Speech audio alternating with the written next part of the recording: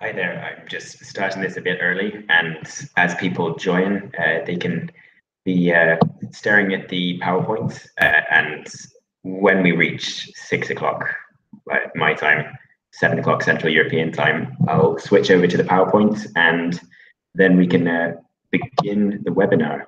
Point 1.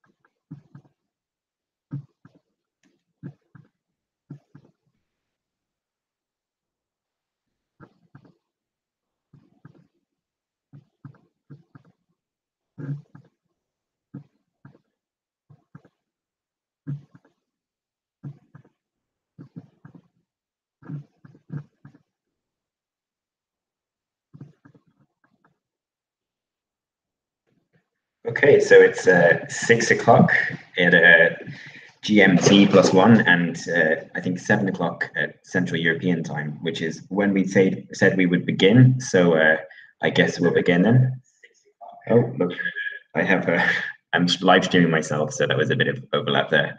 Yeah, so this is the European Confederation of Youth Clubs' first episode of its MOOC that it's running.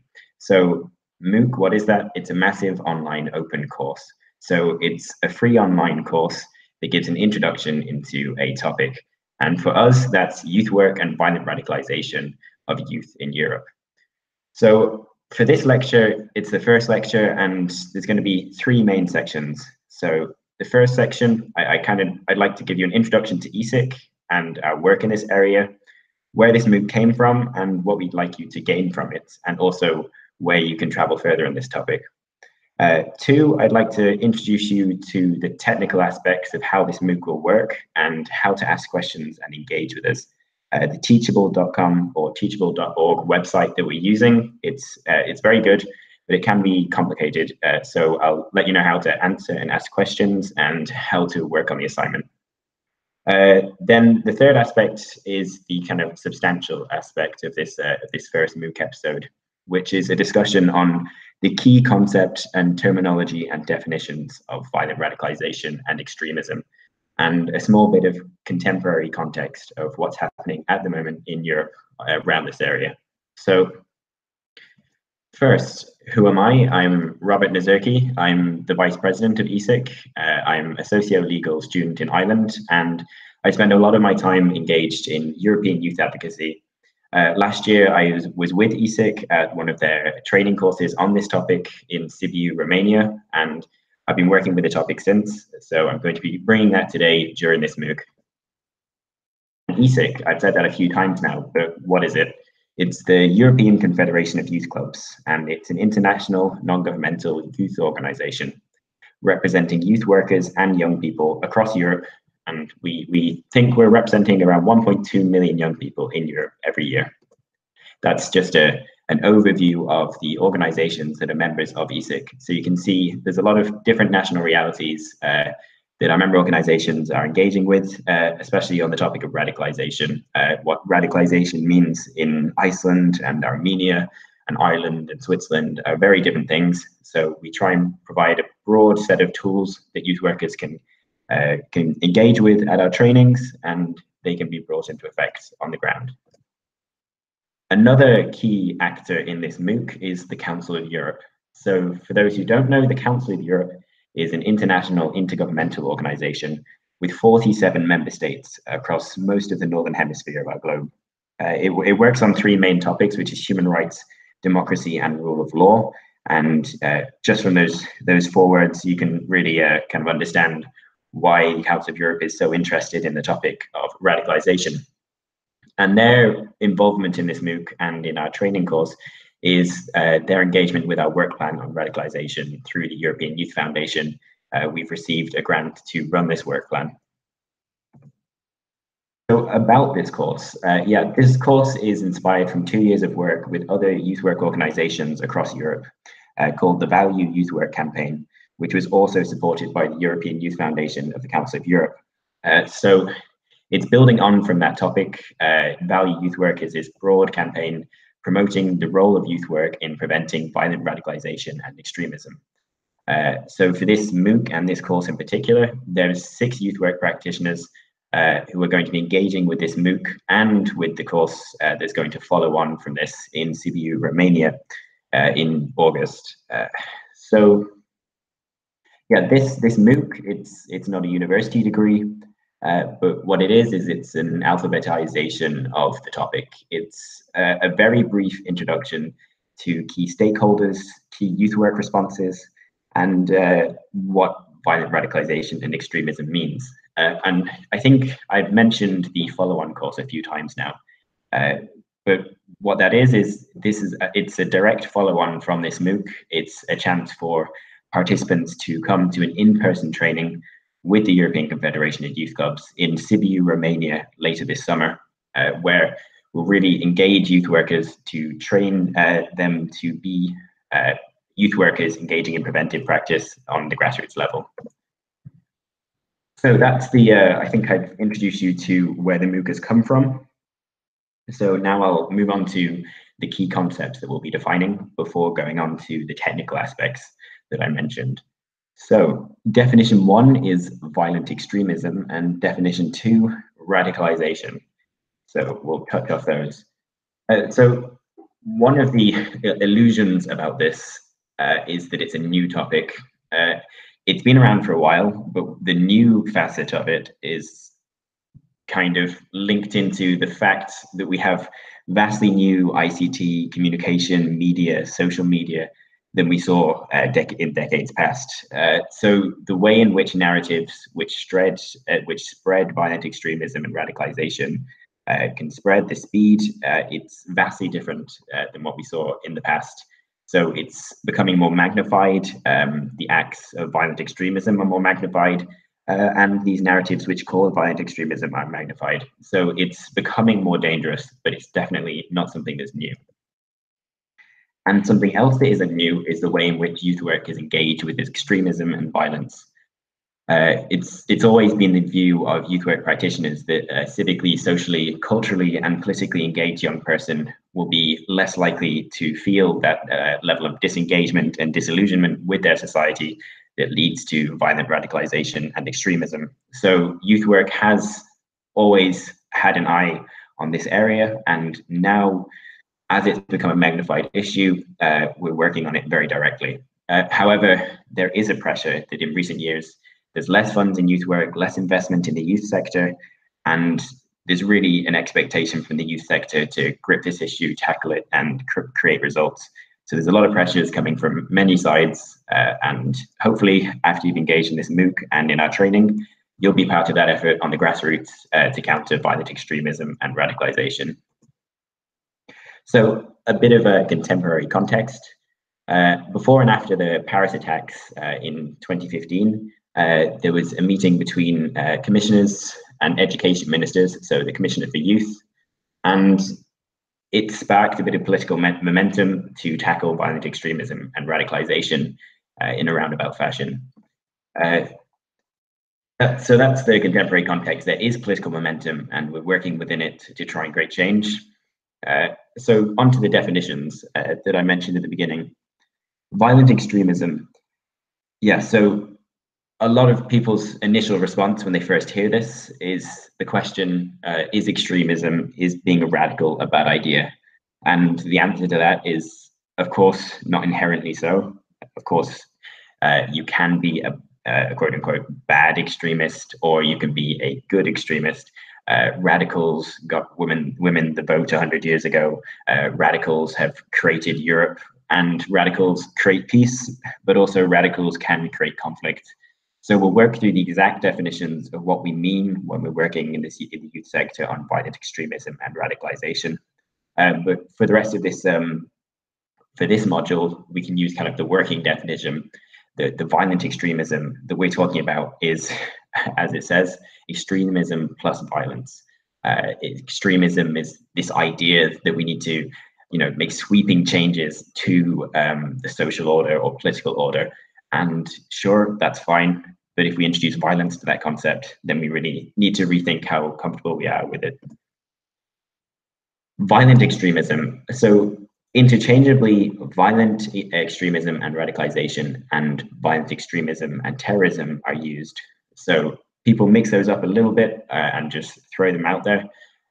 But a key distinction is that radicalization is a process, whereas terrorism is the act. So radicalization is the process in which someone becomes willing to accept the need for radical changes to society and the social order. Whereas violent extremism, as I just mentioned in the last slide, it's this idea that let's oppose principles and values, but let's justify the use of violence in order to advocate those beliefs. So I think we've got an example here now of extreme radical and violently extreme organizations. So we can see that you don't necessarily need to be advocating for change.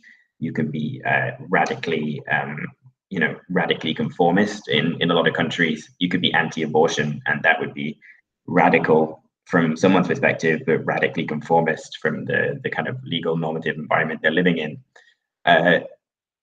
And it can be split along different lines. So you can have an issue-oriented ideology.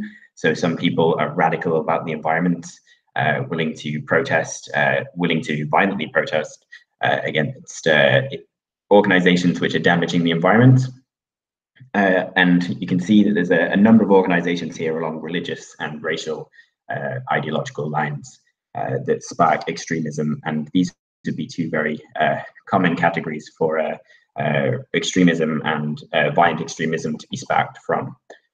Yes, so there's some very common titles of organizations there, and that kind of emphasizes the fact that radicalism and extremism really sparked an interest in the media and in the general public, and that really doesn't help with containing these narratives that can cause harm.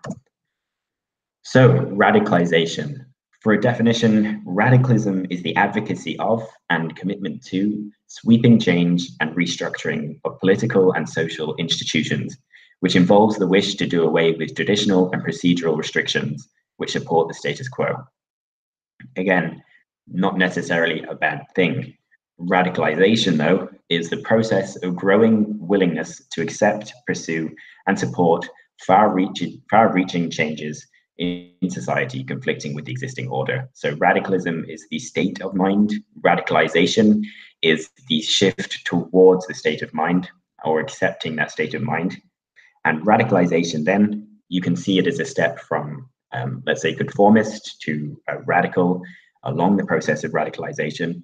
And then radicalization can step into violent extremism. And violent extremism is so radicalization leading to violent extremism is the process whereby a person accepts the use of violence to achieve political, ideological, or religious goals, including violent extremism and terrorism. So youth work and its intersection with radicalization. So youth work is this non-formal educational practice, and we believe it's a vital actor as a preventive practice for radicalization. It's really tackling at the source a lot of issues around violent radicalization and extremism. So the value of youth work in this topic is the idea that you can go into the young person's environment and reality. You're addressing their perceptions and their reality, and through non-formal educational means, you're helping that person to engage with their environment again in social, political, and cultural ways. And that's all contributing towards building their democratic resilience.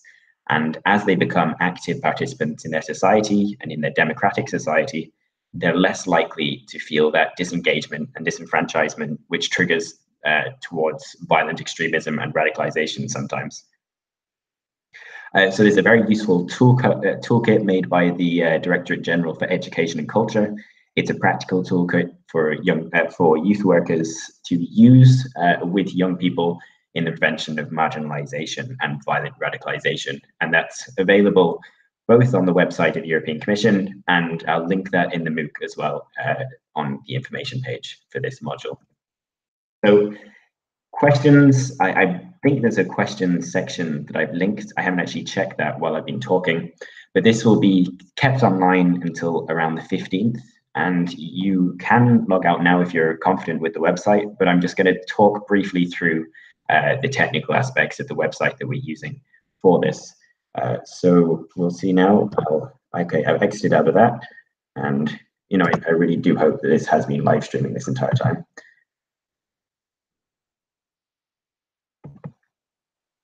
So not that.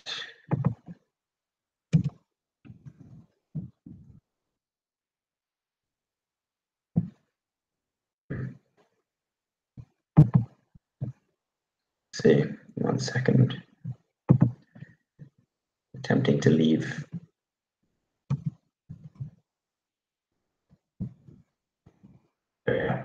Out of full screen, and here we are. So this is the overview of the MOOC, the modules that we have. So here's the FAQ. As I see questions coming up in the comments, I'll try and answer these frequently asked questions and signpost you towards the answers. We have our welcome there, which is contextualizing this course, and then the MOOC outline. I'll just jump into that quickly. The MOOC outline really does what it says. It outlines the content for the different weeks. You can see the different topics we're going to be touching off of. And you can see at the end here, it tells you again, it's leading into the Sibiu Romania training course. And if we look at these modules again, you can see it touches off different youth work responses, but also in week 5 and 6, there's a participant project, which is an interesting part of this MOOC. It's a scenario wherein you're asked to come up with a project, you're given a budget, and you have an opportunity to outline a project you want to work on. And this is something that you'll be able to bring with you to the Sibiu Romania training and can be used and discussed there and hopefully brought back and brought into reality at some point. Yeah, so that's the assignment or project that we'll be dealing with later. On this platform, teachable.com, at the very bottom of the page are our comments. So if you ask questions there, we will see them. And if you email ECYCtrainers@gmail.com, they'll also, that's a way to get in contact with any of the trainers if you have any questions. And on top of each of these modules and these weeks, you can see there's a date for each stream. Each week will have 2 streams. So you can see here that it's the 15th, and that's today, and the 19th will be the second MOOC. If you click into module 2, when it's confirmed, there'll be a date, and well, we have a date. When it's confirmed, we'll have the time for that stream, and that will continue along and become more concrete as the weeks go on. So I think that's it for this MOOC, the first module of this MOOC. And if you have any questions, I'll just check now. Have there been any questions? I don't think so. So I will stop screen sharing now. And there we are.